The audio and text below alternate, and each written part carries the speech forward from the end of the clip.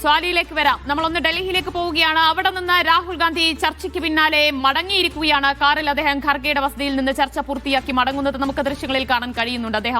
അദ്ദേഹത്തിന്റെ കാറിൽ ഇതാ പുറത്തേക്ക് ഇറങ്ങിയിട്ടുണ്ട്. എന്ന് വെച്ച് കഴിഞ്ഞാൽ ആ നിർണായക കൂടിക്കാഴ്ച ഡൽഹിയിൽ അവസാനിച്ചു കഴിഞ്ഞിരിക്കുന്നു. ഒരു തീരുമാനത്തിലേക്ക്, ഒരു പ്രഖ്യാപനത്തിന് ഹൈക്കമാൻഡ് തയ്യാറെടുത്തു കഴിഞ്ഞു. ആ പ്രഖ്യാപനം ഏത് നിമിഷവും ഉണ്ടാകുമോ എന്ന് ഉറ്റുനോക്കുകയാണ്. 5:30 ശേഷമായിരുന്നു. ധനസുമോദ് ഡൽഹിയിൽ നിന്ന് ചേരുന്നു. ധനസുമോദ്, കൂടിക്കാഴ്ച കഴിഞ്ഞു, ചർച്ച അവസാനിപ്പിച്ച് കഴിഞ്ഞ ശേഷം രാഹുൽ ഗാന്ധി മടങ്ങിയിരിക്കുകയാണ്. അപ്പോൾ ഇനി എന്ത്?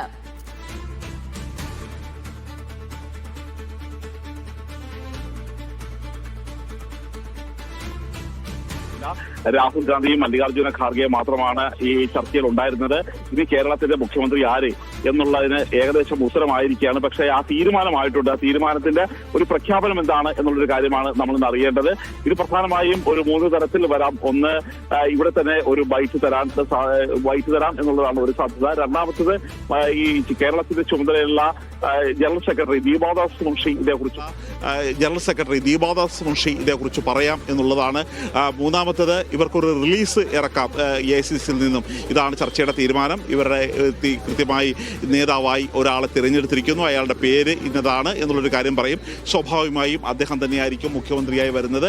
ഈ 3 രീതിയിലാണ് സാധാരണ ചെയ്യാറുള്ളത്. കാരണം നേരത്തെ MLA-മാരുടെ യോഗത്തിൽ അവർ തീരുമാനിച്ച അവസാനത്തെ ഒരു പ്രമേയം കൂടി ഉണ്ടായിരുന്നു. ആരാണ് മുഖ്യമന്ത്രി അല്ലെങ്കിൽ നേതാവ് എന്നുള്ളൊരു കാര്യം തീരുമാനിക്കാനായിട്ടുള്ള ഒരു അന്തിമ അനുമതി നൽകിയിരിക്കുന്നത് മല്ലികാർജ്ജുന ഖാർഗെയ്ക്കാണ്. അങ്ങനെയാണെങ്കിൽ മല്ലികാർജ്ജുന ഖാർഗെ നിയമിക്കുന്ന ആൾ തന്നെയായിരിക്കും നേതാവ്.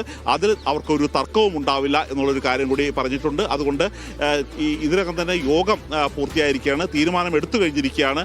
അതിന്റെ പ്രഖ്യാപനം എന്താണ്? ഏത് നിമിഷവും ഉണ്ടാകാം. പ്രഖ്യാപനം ഇനി ഏത് നിമിഷവും തന്നെ ഉണ്ടാകാം. കാരണം പ്രഖ്യാപനം തുടർച്ചയായി ഈ നിരന്തരം വൈകുന്നത് കൊണ്ട് വലിയ തരത്തിലുള്ള ഒരു പ്രതിഷേധമാണ് ഘടകകക്ഷികളുടെ ഭാഗത്തുനിന്ന് മാത്രമല്ല കോൺഗ്രസ് നേതാക്കന്മാരുടെ ഭാഗത്തുനിന്നും ഉണ്ടായത്. ഇവിടെ നിന്നും മടങ്ങുന്ന വഴി VM സുധീരൻ പറഞ്ഞത് ഇത് ശരിയല്ല, ഇത്തരത്തിൽ ഒരു ജനഹിതം മാനിക്കണം, ഒരു കാരണവശാലും ഇങ്ങനെ അനന്തമായി നീണ്ടുപോകുന്നത് ശരിയല്ല എന്ന് വ്യക്തമാക്കിയിരുന്നു. മാത്രമല്ല നേതാവ് ആരായാലും ഉടൻ തന്നെ പ്രഖ്യാപിക്കണം എന്നുള്ളൊരു കാര്യം കൂടി പറഞ്ഞിരുന്നു.